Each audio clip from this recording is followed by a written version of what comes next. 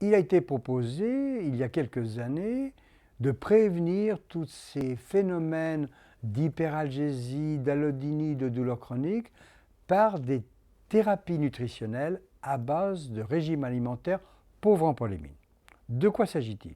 Il faut savoir que ces processus de sensibilisation, cette plasticité cérébrale qui induit l'hyperalgésie et l'allodynie, sont liés à la suractivation d'un récepteur spécifique dans le système nerveux central qu'on appelle le récepteur au glutamate. Eh bien, ce récepteur au glutamate est spontanément, naturellement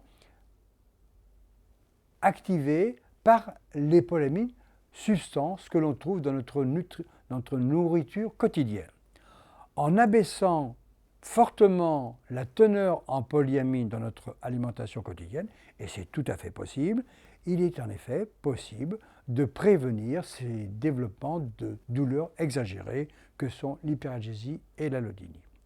Les thérapies à base de régime sans polyamine sont des thérapies anti-sensibilisation, c'est-à-dire s'adressent à des systèmes neuronaux responsables de cette sensibilisation. Le régime alimentaire pauvre en polyamine n'est pas seulement un traitement préventif, mais peut bien entendu être introduit dans le cadre d'une hygiène de vie de façon à prévenir au long cours toute apparition d'hypersensibilité à douleur conduisant à des douleurs exagérées.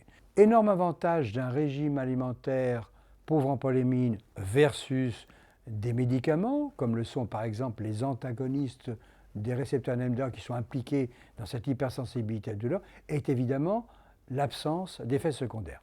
Pourquoi? L'avantage d'un régime pauvre en polyamine, c'est qu'il ne bloque pas ce récepteur, mais induit seulement une modulation dite négative, c'est-à-dire que ce récepteur de la sensibilisation dont on a besoin quelque part pour faire de la mémoire en général, n'est pas bloqué, il peut fonctionner de manière basale, de manière physiologique.